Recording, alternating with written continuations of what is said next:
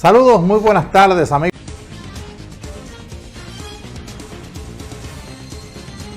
Acceso sin límites. Puso el oído en el pueblo y entiende de que el pueblo... Nicolás Enrique Grullón, productor general de este programa.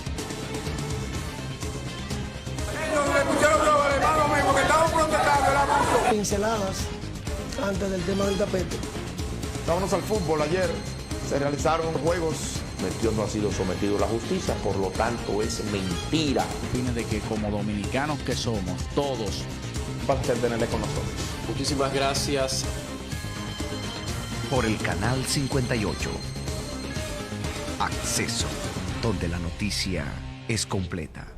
Estamos viviendo en unos tiempos convulsos, unos tiempos que usted ve, si sigue las informaciones internacionales, se da cuenta de que hay una inflación hasta en Suiza, en Estados Unidos, y lo ve que hay en Centroamérica, en Sudamérica, en República Dominicana, obviamente, aunque aquí lo ponen como que somos el paraíso del mundo, pero también estamos con una superinflación porque aquí es que vivimos. Y usted se da cuenta que en Corea y en muchísimos países, casi en el mundo entero, a raíz, primero, de la situación que se da con la pandemia del COVID-19, un cierre total de la economía mundial. Luego, cuando se comienza un proceso de reactivación económica, entonces viene este problema del conflicto bélico entre Rusia y Ucrania, que no solamente afecta a Rusia y Ucrania, sino que nos afecta a todos. Pero para tratar de este tema, que a mí siempre particularmente me ha apasionado, pero me declaro también una persona desconocedora, pero apasionada en el tema. Es decir, no conozco a profundidad, pero sí me gusta mucho la economía mundial, pero tenemos un experto. El profesor Beato está con nosotros y va a hablar de la economía a nivel mundial, cómo nos está afectando o no nos está afectando esto de la guerra de Rusia con Ucrania. Y ya lo extrañaban por aquí, profesor. Un placer tenerlo acá de nuevo en Acceso Sin Límites. Muchas gracias de nuevo a nuestra casa. Me siento bien aquí con ustedes por el estilo de dirigir el programa, siempre abierto y participativo. Y aquí estamos. Tú inicia o introduce el tema que vamos a hablar de este y otros temas. Y lo que está pendiente de la población es la crisis mundial. Una crisis, no la crisis que hemos conocido, la crisis cíclica del sistema capitalista, la crisis que se dio en el 1929, el famoso crack, era una crisis económica, financiera, la crisis que se dio en el 2008, que esa es la última crisis, 2007-2008, que no se ha cerrado ese ciclo y esto es más que una agudización todavía de ese problema, que la pandemia ha agudizado la situación. Quiere decir que hoy no es una crisis de ese tipo que nosotros conocimos, una situación bastante difícil. ¿Qué diferencia tiene? ¿Qué particularidad tiene esta crisis a diferencia de esa que usted ya mencionó? Sí, porque esta es una crisis ya multifacética, de muchos órdenes. Hay una crisis económica, pero es una crisis medioambiental, es una crisis energética, es una crisis que ya está llamando la atención alimentaria. Es una crisis de muchos factores y es más bien una crisis del modelo y del sistema que se nos ha impuesto en los últimos, bueno, hay historiadores que hablan ya del periodo de la modernidad, no concibiendo la palabra moderna como nuevo, sino de una etapa histórica, como nosotros la conocemos, la edad antigua, la edad media y la edad moderna, que se inicia con la invasión europea a América. Entonces, esa crisis, bueno, se abarca como una crisis de la modernidad, que es la crisis también del sistema de la modernidad, de ese periodo que es el capitalismo y su organización política, que es la democracia liberal. Todo eso ha entrado en crisis. Y no es cualquier cosa. Eso implica cambiar una visión de ver las cosas. O sea, esa forma de consumismo exacerbado, de tener producto, de no tomar a la naturaleza como que es parte de nosotros, sino como un activo que debemos sacarle, explotarle y sacarle beneficio. Sabemos que nosotros hablamos de crecimiento, pero el crecimiento tiene un límite. No puede ser un crecimiento ilimitado, porque el planeta nos pone a nosotros un límite. No podemos infinitamente crecer. Entonces, cuando nosotros, por ejemplo, queremos adoptar un estilo de vida como el que los países del norte nos han impuesto, un estilo de vida de consumo, sin ninguna, muchas veces sin necesidad, consumir por consumir, eso implica que la naturaleza le pone un límite. Y si nosotros queremos adoptar ese estilo de vida, el estilo de vida norteamericano, por ejemplo, y europeo, eso implica entonces que ese estilo de vida necesitaríamos nosotros 5 planetas como el que tenemos para que la población de casi 8 millones de personas adopten ese estilo de vida. Entonces, no es cualquier cosa. Y eso no cambia así. Hay un teórico italiano de los años 30 por ahí, Antonio Gramsci, que decía que en un momento en que la cosa está muriendo y no termina de morir, pero hay otra que está naciendo y no termina de nacer, en ese periodo, en esa etapa es la etapa de los monstruos. Ahí es que surgen los monstruos. Y entonces la humanidad está pasando por un periodo sumamente delicado, muy delicado, que nosotros tenemos y necesitamos que la población, no solamente del país, sino mundial, le ponga atención a lo que está pasando. Profesor, cuando comenzó lo de la pandemia, cuando estaba en su fuerte, la pandemia a nivel mundial causó un impacto que hizo que muchos gobiernos que estaban, es decir, que muchos países giraran incluso en su política, en sus políticos a los que eligieron. Es decir, hubo cambios radicales en los gobiernos, por lo mismo que provocó la pandemia.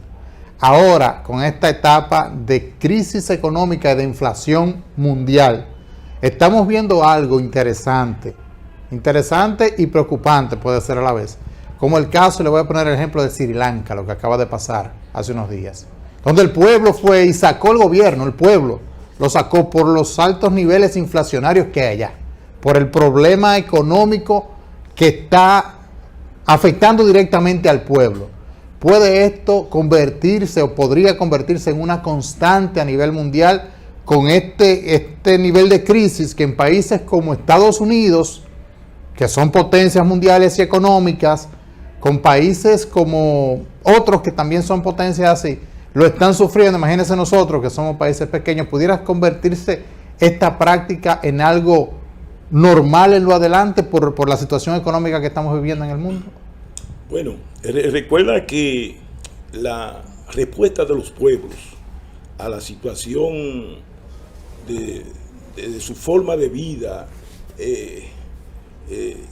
la forma en que la población pues se siente marginada, la concentración de la riqueza en un grupo, se habla, inclusive en Estados Unidos había un movimiento que se llamaba Occupy Wall Street, que hablaba del 1% que concentra toda la riqueza y un 99% que no tiene nada. Ese estilo, ese modelo que hoy nosotros hablamos mucho del modelo neoliberal, que es la forma en que adoptó el capitalismo para seguir desarrollándose, o más bien expandiéndose y participando de la actividad económica. Ese modelo neoliberal que se implementó venía en crisis ya. Recuérdate que antes de la pandemia Chile estaba en la calle, duró muchísimo tiempo en la calle. Colombia había una crisis grandísima, el lío que se armó en Bolivia, Argentina, con Macri, que metió a ese país en una deuda grandísima que no hay forma de salir de ella. Y en Europa, tú recuerdas los chalecos amarillos en Francia, los movimientos del 15M en España. O sea, que nosotros estamos hablando que esto, bueno, la pandemia agudizó la situación, o más bien lo hizo más visible la situación de crisis que ya viene de agotamiento del sistema capitalista neoliberal. Y es que, si tú te das cuenta, la misma derecha, los partidos que critican o atacan a esa primera ola de países o de presidentes progresistas que hubo en América Latina, precisamente por el agotamiento de ese modelo neoliberal. Esa situación que vino, apareció Macri, aparecieron después otros en Argentina, le dieron el golpe de Estado a Dilma Rousseff y el proyecto de Lula, apareció el ataque que le han dado a Venezuela permanentemente. O sea, que la derecha a Nicaragua le ha querido responderle o atacar a una solución alternativa a esta situación de crisis, este modelo neoliberal, donde el centro del poder está en los grupos corporativos. Se habla de la apertura económica, toda esa doctrina y todas esas ideas que aquí se impuso también. Porque aquí giramos de derecha a ultraderecha en este país. De derecha a ultraderecha pasamos nosotros. Entonces, ese modelo se ha querido enfrentar. Pero ¿qué pasa? Aparecen esos gobiernos de derecha otra vez y no aguantan. Fíjate Lazo, cómo es que está, con un año en el poder. Y casi ese pueblo duró 20 días, se salvó de casualidad. ¿Por qué? Porque la derecha enfrenta a los gobiernos progresistas que surgen, pero el neoliberalismo fracasó, no solamente en la periferia de estos países, ¿verdad? El sistema mundo, sino más bien en los países centrales. El mismo Estados Unidos tiene una crisis profunda, una crisis difícil, económica, política, energética, de salud, de la crisis ahí está la crisis de los opioides, o sea, la crisis de las drogas, la crisis de las balaceras que se dan, problemas de seguridad. Ahí sí hay una crisis grande, porque se adoptó, inclusive por eso surgió el mismo Trump, queriendo darle una respuesta, aunque equivocada, pero a esa situación de crisis que le han metido esos partidos políticos y ese sistema neoliberal y la globalización que se ha querido imponer. Quiere decir que ese modelo neoliberal que se impuso aquí y en la mayor parte del mundo, que se impuso con mayor fuerza cuando colapsó el socialismo realmente existente, como se habla, que es la Unión Soviética. Surge Estados Unidos como una potencia unipolar que impuso con mayor fuerza ese modelo. Ese modelo entonces ha entrado en crisis. La derecha no tiene una alternativa, no tiene qué dice, hacia dónde va. Quiere seguir dando más neoliberalismo. Entonces, ¿qué hacemos? Y eso está claro. Entonces, ¿qué hacemos? Porque miren, los gobiernos ahora se han puesto a decir que la crisis es mundial, que la crisis es mundial, que la crisis es mundial. Pero eso no es una solución. No. Es decir, ¿cómo solucionamos eso? Porque no es solamente diciéndome la crisis es mundial y justificándome con eso. ¿Hacia dónde tiene que dirigirse el mundo para tratar de por lo menos paliar esta situación que se está dando y que realmente es mundial? Pero ¿cómo lo solucionamos, profesor? Mira, la crisis que nosotros estamos pasando, Bueno, muchos quieren justificarla, como tú planteas, no, que es una crisis, es que esa crisis viene, o sea, la pobreza tiene 2 años aquí. No. Los barrios pasando trabajo y la gente sin acceso a la educación, a la salud, a la alimentación, a un trabajo digno, a la vivienda, eso es de 2 años. No. Eso no es producto de eso. Eso es de 25 años de... Soy yo que tengo un teléfono aquí, espérate, déjame salir. Espérate. Lo que te quiero decir es que esa crisis que nosotros tenemos no es producto de que del choque externo de ahora, no, eso es una excusa. Es que este modelo que se impuso hace 25 años, que surgió con la reforma que hizo Joaquín Balaguer en el 90, ¿te acuerdas? Esa reforma tributaria, esa reforma arancelaria que bajó el sector productivo nacional, perdió la protección que existía y que se estableció todo un discurso, ¿no? Que hay que abrir la apertura, una lucha con el sector industrial que se satanizó porque decían que era un sector industrial que estaba protegido, que se aprovechaba de los incentivos de la ley 299, hasta cierto, bueno, pudo haberse arreglado de otra forma, pero en la forma que es una apertura total, la inversión aquí sin ningún límite. Aquí se le olvida a la gente que por ejemplo, el inversionista extranjero que invertía aquí no podía repatriar los beneficios, el 100%. Tenía que, solamente te podía repatriar una parte, y otra parte debía reinvertirla aquí. Eso se acabó. O sea, y dejaron este país, o los países donde se adoptó esa doctrina neoliberal, desprotegido totalmente. La producción desapareció. Yo que he estado ligado al sector de la pequeña y mediana empresa, aquí desapareció aquí, inclusive aquí en Moca, sectores importantes del calzado, eso desapareció aquí, la metalmecánica, y un sector de la pequeña y mediana empresa dinámico que debió crecer, se desprotegió porque se adoptó esa política neoliberal. Entonces, ¿qué pasó? Leonel Fernández, cuando llegó en el 96, Balaguer ya había dejado la estructura jurídico-política para eso.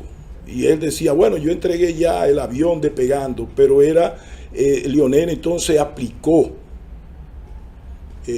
la política que solamente estaba en el marco de las leyes, y comenzó la privatización de las empresas, la privatización de la salud, la privatización hasta la privatización de los juegos con la lotería. Antes era la lotería que hacía eso, y después toda esa banca que ha aparecido por todas partes. O sea, y los espacios, o sea, se dedicó una campaña contra lo público, que los empresarios son los eficientes, toda esa teoría, y se la vendieron con los medios de comunicación corporativos, y pusieron esas ideas, que los políticos, inclusive eso fue una actitud de desacreditar a los políticos, aunque dieron razón para desacreditarse, se dedicaron sí a satanizar a los políticos. ¿Por qué? Porque los empresarios eran los que debían dirigir, porque ellos son los eficientes. Pero ahora está haciendo así ahora, ¿no? También. Ahora todo es fideicomiso. Entonces puede llegar ahí. Entonces esa política se aplicó aquí, y mira dónde hemos llegado: pobreza extrema, marginalidad, todas las cosas. Pero ¿qué ha pasado? En vez de nosotros salir, y ahí es que está el problema de Luis Abinader, que ha venido ahora con un neoliberalismo 2.0, ha querido ahora aplicar con mayor... No es posible eso fracasó en todas partes, el neoliberalismo, el capitalismo neoliberal. Entonces lo que quiere es alianza público-privada. Yo no sé, ahí el encargado de esa institución, que con mucha fama, se estaba hablando de él, y que iban a impulsar eso, no ha vuelto a hablar. Aquí se está hablando muy poco de eso. Entonces se sustituyó por los fideicomisos, es que tú dices. O sea, la privatización llevada a un nivel de que los espacios públicos, aquí se quiere privatizar el agua, se quiere privatizar la producción, se quiere privatizar lo que queda, los servicios, la carretera. Pero ahora es peor, porque esos fideicomisos es entregarle el patrimonio público al sector privado para que ellos lo administren, pero sin ellos dar nada, sin ellos poner nada. Claro. Te lo entregamos y tú lo administras como tú quieras, como tú lo entiendas, como tú consideres, como si fuera tuyo y sin dar nada. Por ejemplo, Leonel lo vendió y quizá hizo algunos contratos que están ahí leoninos, sí, un 97-3 por ejemplo con la Barrigol, es cierto, pero un 97-3 no es tan dañino como un 100-0, nunca. No es tan dañino, aunque sea malo, malísimo, pero un 100-0 es peor. Entregarle, por ejemplo, a Punta Catalina, mira, administrame eso ahí como tú quieras, por el tiempo que tú quieras y haz lo que tú quieras. Entonces, esa es la solución. Así es que vamos a salir de esta crisis, de lo que estamos viviendo ahora, o seguiremos justificando. Aquí hay unos teóricos que hablan de la acumulación. Ya el capitalismo, por la vía industrial, por la vía tradicional, no puede acumular la riqueza. El capitalismo tiene que estar, es como esta bicicleta que tú estás corriendo y si deja de dar pedal, entonces te cae. El capitalismo tiene esa dinámica de que el ser no importa que sea racional o no el hecho de producir, pero tiene que estar acumulando permanentemente. Y ahora la forma de acumulación no es por la forma, es la forma de un industrial que viene, busca una nave, busca un personal, se dedica. Ahora la acumulación es pura especulación. Así ha mutado el capitalismo de hoy. Pura especulación. Y los capitales andan por el mundo saqueando a los espacios, los pueblos. Y hoy se habla, hay un teórico que habla de la acumulación por desposesión. Ahora se acumula no produciendo, sino despojando a los pueblos, de su riqueza. O sea, un capitalismo agresivo que anda saqueando y robando a los pueblos. Entonces, ahora bien, ¿qué ha pasado? Y lo que nosotros estamos viendo hoy en nuestro país es que hay otro teórico peruano, se llama Francisco Durán, que habla de la captura del Estado por estos grupos empresariales. El sector empresarial ya no lo hace a través de políticos que les sirven a ellos, sino que son ellos mismos los que han adoptado. Tú, por ejemplo, te vas al gobierno, el presidente empresario. Y eso no es malo, ser empresario. No, pero tú empresario, tú estás en tu espacio, produciendo, haciendo lo que tienes que hacer de manera legal, pero los políticos dirigiendo el Estado, administrando. Pero la vicepresidenta, empresaria. El administrativo que está de licencia ahora, empresario. Paliza, empresario. Los que están en los ministerios son los empleados de ellos que tienen su oficina de consultura de los empresarios. O sea, se ha llegado a una forma ahora de que los empresarios lo han copado todo. ¿Y qué dice él? Dice Durán, de los mecanismos para apropiarse y capturar el Estado. Bueno, diferentes formas. Y una de las más importantes, el financiamiento a los partidos políticos. De esa forma vienen y asumen compromiso directo. O sea, los banqueros van y le llevan una funda de dinero al candidato. Y bueno, te vamos a dar este dinero, pero nosotros queremos la lotería. Los banqueros son senadores y diputados en este país. Pero la lotería se la dieron sí, por también. eso. Sí, a directo, a un grupo de los banqueros, no a todos. O sea, porque ahí vienen los conflictos de intereses. Y fíjate que entonces, desde que llegaron ahí, quisieron unos fraudes para robarle dinero a los otros banqueros. Porque a quién era que se le iba a robar cuando viene con un fraude. Mira, y otra forma de captura del Estado es la famosa también puerta giratoria. O sea, tú eres del sector privado, entonces llega al sector público. Pero cuando sale de ahí, sale con una serie de informaciones que tú dominas, que son confidenciales. Entonces va y vuelve al sector privado. Entonces, tú ves que, por ejemplo, a Punta Catalina, ¿a quién se la dieron? A Marancín. Al empresario. Entonces ellos llegan por esa vía, también esa es la llamada puerta giratoria, que ellos llegan ahí y se apropian y después cuando salen llegan con con información privilegiada y entonces la ponen a su provecho y se benefician. O sea, vamos a decir, así concluyendo, que esta crisis que estamos pasando no es una crisis coyuntural de coronavirus ni nada de eso, es una crisis del sistema, es una crisis sistémica. Nosotros no podemos, aquí se está hablando otra vez que las encuestas, que yo qué, pero si no, el presidente que llega, aquí no ha venido ya una segunda ola de progresismo, de países que, bueno, de gobierno que de izquierda o progresista, pero aquí eso no ha aparecido. Los candidatos que están por ahí están bailando reggaetón, está como que este pueblo se va a calar nuevamente.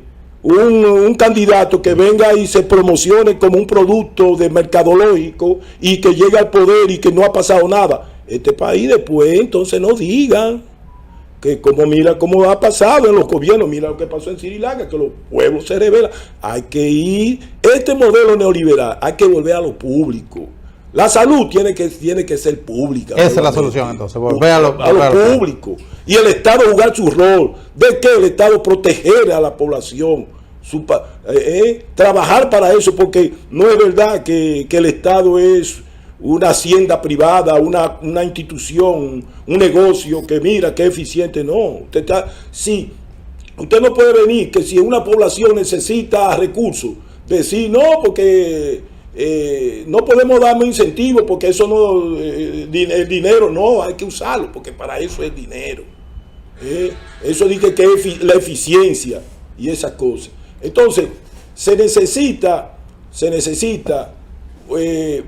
cambiar nosotros la visión de lo que es nuestra cultura, esa forma de ese consumismo exacerbado, de querer estar tratando. Mira, necesitamos también una visión, y ahí eso es importante, no solamente cambiar el sistema, sino la mentalidad de nosotros como civilización, como cultura, como población, cambiar la imagen o la visión que tenemos de nuestro estilo de vida.